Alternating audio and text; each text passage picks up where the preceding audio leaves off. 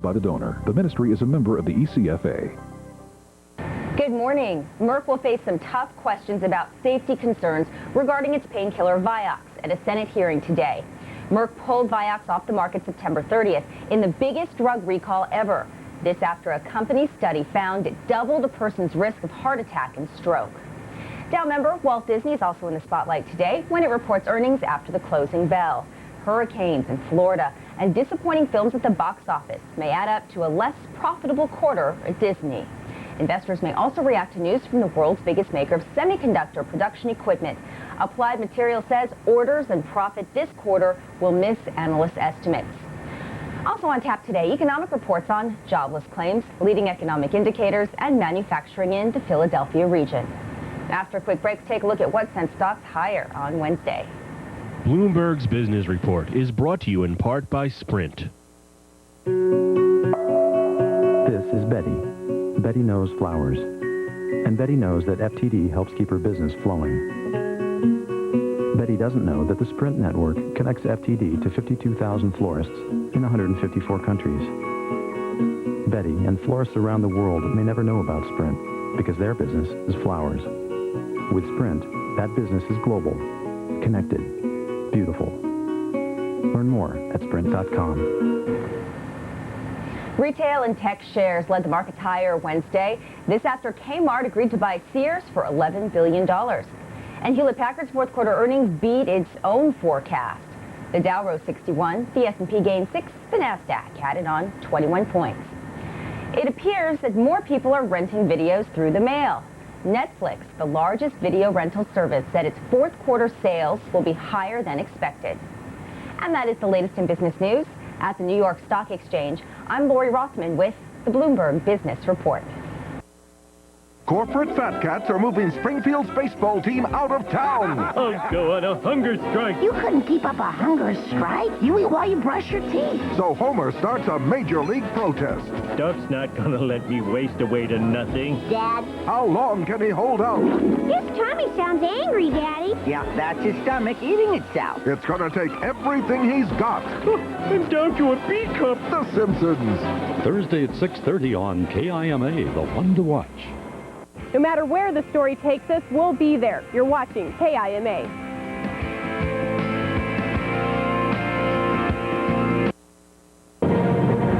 Fighting back, rebels in Iraq reorganize following the American offensive in Fallujah. Record rainfall triggers fierce flooding in south-central Texas. And politics, diplomacy, and impeachment. It's all there as the Clinton Library officially opens today. This is the CBS Morning News for Thursday, November 18th.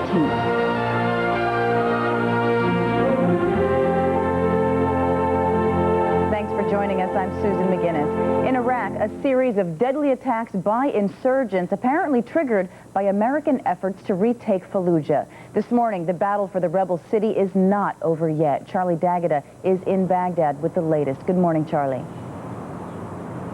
Good morning, Susan. Another day in Iraq, another day of violence throughout the country, including another suicide car bomb attack here in Baghdad this morning as U.S. forces continue to face fierce opposition in Fallujah. Under occupation, but a long way from being under control. Not only do U.S. forces face the task of flushing out remaining insurgents in the city, they have to contend with militants who are trying to sneak back in, rearmed and fresh for the fight. And not just by road. Some insurgents were reportedly caught and shot trying to swim across the Euphrates River back to the city to rejoin the battle. This enemy is very adaptive, and they will seek to take opportunities in places throughout the country where they feel they can gain an advantage. During searches for weapons that could be used by the returning insurgents, Marines made another discovery: personal belongings of American Corporal Wasif Ali Hassoun. He disappeared from his base in June, later surfaced at the U.S. Embassy in Lebanon, and is now back on active duty. It's not clear how or why his belongings ended up in Fallujah. And forensic teams are still trying to determine whether the mutilated body of a Western woman found in Fallujah is that of aid worker Margaret Hassan. The body was clothed in a purple dress and wrapped in a blanket. In the video of her apparent execution, Hassan was killed with a single gunshot to the head. The U.S. military officials here say our work has already started. Army Civil Affairs has gone into Fallujah trying to put that city back together. They intend to pour something like $100 million into the city in an effort to win over its residents and in the hope that young men pick up shovels instead of guns. Susan? Charlie Daggett in Baghdad, thank you. Dangerous flooding in south central Texas. At least 2 women have died and a 3rd person is missing. There have been too many high water rescues to count. This dramatic save was captured on home video Tuesday night. Firefighters used their ladder to pull a woman from the rushing water in Austin. She is doing fine. As much as 11 inches of rain fell over a 3-day period. It broke records in some areas. Firemen had to rescue another woman late yesterday when she drove into high water and got stuck near Fort Worth. Well, I've been through higher. I'll be all right. And my car stalled. I think it had to do with the speed in which I was going. And it wouldn't start again. Said, I'm not getting out. I'll just sit right here until I call somebody. The waterlogged areas will dry out today under clearing skies. The head of the CDC says the flu season is starting slowly but warns that could change fast. The government says it was caught off guard by the flu vaccine shortage, but it turns out the FDA knew about trouble at the British flu vaccine plant last year. Cheryl Atkinson reports. Swear the testimony you're about to give to be the truth, the whole truth. The head of Chiron brought apologies to a congressional committee investigating the flu shot shortage. We profoundly regret that we have been unable to supply influenza vaccine for this season. That shortage, due to contamination at Chiron's British plant, forced Maplewood Park Place in Maryland to launch a virtual scavenger hunt to find enough flu shots. It didn't take many residents coming to me in the hallway and saying, what are you going to do for me? You know, I am afraid, to say this is pretty critical. Many others are still waiting, and some in Congress are blaming the FDA, which simply trusted Chiron to fix contamination problems first exposed last year. Oh, excuse me. Are you telling us that FDA made no mistakes? Is that, I mean, in this vaccine thing? Yeah. No, it never got on the market. You know, we got a major problem here. The reason why I ask you these questions is that we cannot deal with a problem unless we accept the fact that we have one, that we made mistakes. We're working to get more vaccine. The CDC had hoped to inoculate 100 million people this year. Right now, they think they'll be able to squeeze out 58 million doses.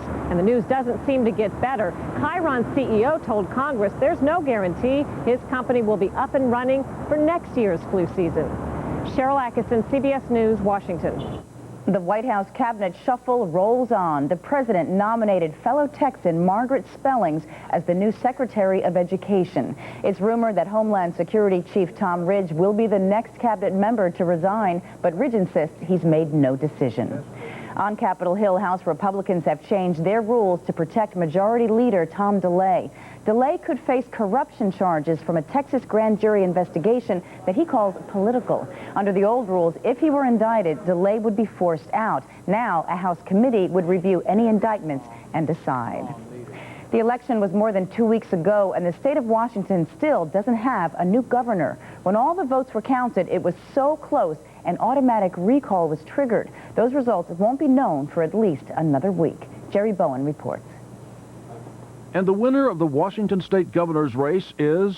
Senator Dino Rossi has a lead of 261 votes over Attorney General Christine Gregoire. After 2 weeks of counting in the state's closest governor's race ever, Republican real estate agent Dino Rossi, his party's fourth choice for the race, was declared the winner over Democratic Attorney General Christine Gregoire. We'll be the first Republican governor in 20 years. It was the closeness of the race and Washington's law allowing voters to mail their ballots in on Election Day that slowed the outcome.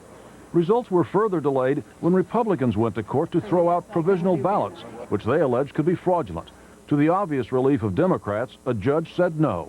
I've dedicated my life to helping people vote, and it means a lot to me.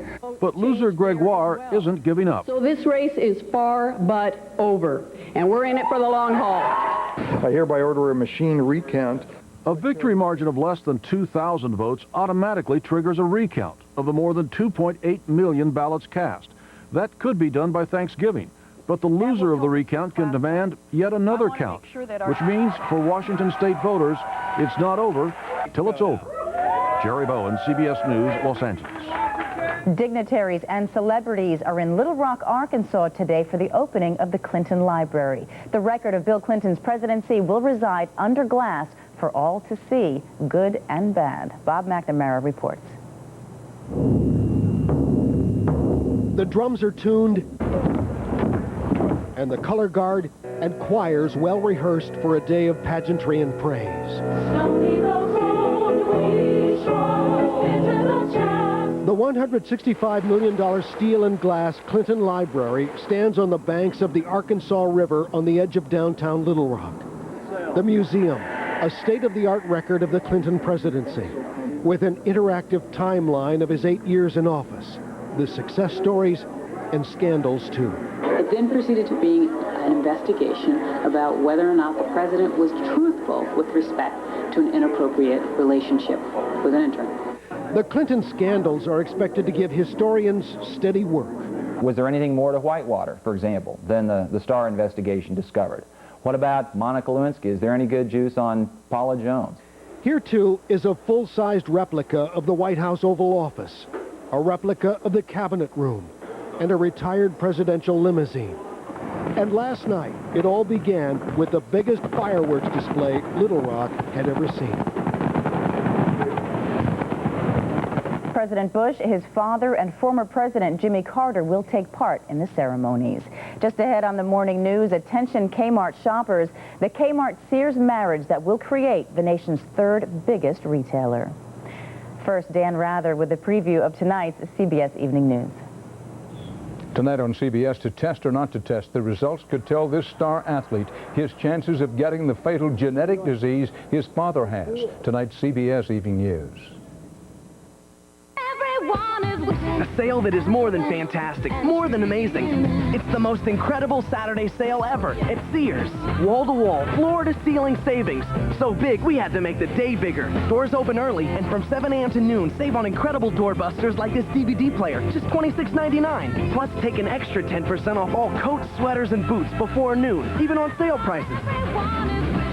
It's the most incredible Saturday sale ever. Sears. Good life, great price. This is Matthew. Or would you like to be called Matt? Matt, Tété. Matt's full of surprises. So is his cancer. It moved from his lymph nodes to his kidney. So they sent him to St. Jude Children's Research Hospital, where the doctors invented new ways to treat him, and now doctors everywhere want to study Matt's treatment to learn how to save other children, so they can grow up to be anything they want to be. Even a comedian. Please shop where you see our logo, or go to thanksandgiving.com. Let's talk about better. When someone says something's better, it's usually just their opinion. So if you suffer from acid reflux disease, frequent heartburn, and I told you prescription Nexium heals acid-related damage in the esophagus better, you'd want proof. And now, your doctor has that proof. Recent medical studies prove Nexium heals that damage better than the other leading prescription medicine. No wonder they call Nexium the healing purple pill. So call your doctor today and ask if Nexium is right for you, because if left untreated, the damage could get worse. Other serious stomach conditions may still exist. The most common side effects of Nexium are headache, diarrhea, and abdominal pain. Hey, with Nexium, you don't just feel better, you are better. And better is better. So what'd the doctor say? He said the pain that wakes me up at night is from arthritis. Really? He said I should take Aleve. Doctors know Aleve stops arthritis pain for up to 12 hours, so pain won't interrupt your sleep. I see the Aleve works. All night long. Aleve. Stocks soared on Wall Street on news of the surprise merger between Kmart and Sears. The $11 billion deal would create the nation's third largest retailer. Walmart and Target take notice. Kelly Kobiea has more. Kmart and Sears are betting on power in numbers.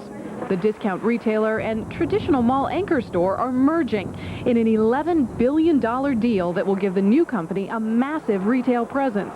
3,400 stores across the country. I think it's great. I'm not crazy about Kmart. I hope they do, keep Sears the way it is.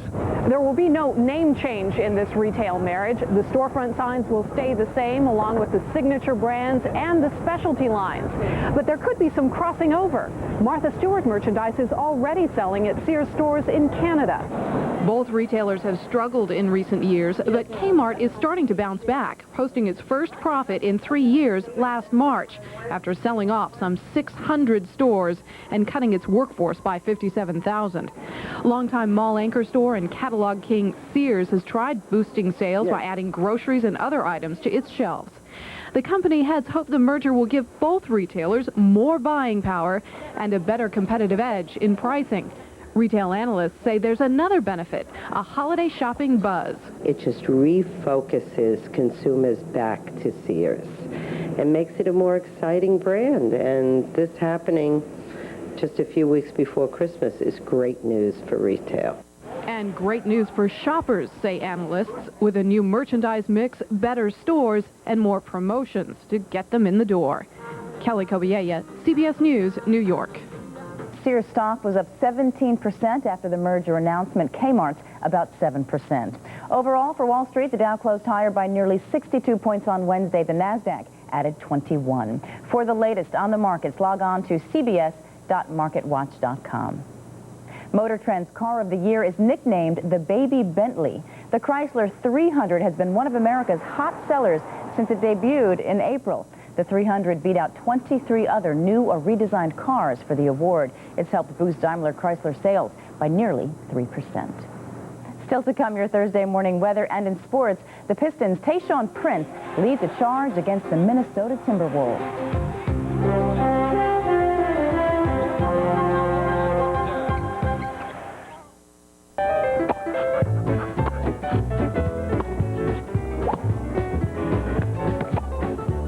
You should ask your doctor about prescription Celebrex. To learn more, go to Celebrex.com. Pantene Full and Thick. For thin or thinning hair. Worth a try. Supposed to have a special pro-vitamin formula. Makes hair look 35% thicker. 10% would be incredible. It's really there. Really full. Proof enough for me. It's ridiculous how happy this makes me. Pantene Full and Thick. That's the beauty of health. All the smiles. All the enchantment. Now everything you bake can have all the goodness with half the sugar. Introducing Splenda Sugar Blend for baking. It's part Splenda and part sugar. So cakes are moist, cookies chewy, pastries sweet and flaky. See? You can have it all. And with half the sugar. New Splenda Sugar Blend for baking. Part Splenda, part sugar, pure magic. All I want is glasses that are perfect. And if I simply change my mind, you've got to let me bring them back. At LensCrafters, it's their guarantee. And now, all lenses are 50% off at LensCrafters. Hurry, offer ends November 27th. Here's a look at the weather in some cities around the country. In New York, mostly cloudy, 56. Miami, partly cloudy, 79. In Chicago, drizzle and fog, but mild, 62. Denver, mostly cloudy, 48. LA, sunny and a pleasant 73. Time now for a check on the national forecast. This morning's satellite picture shows storm clouds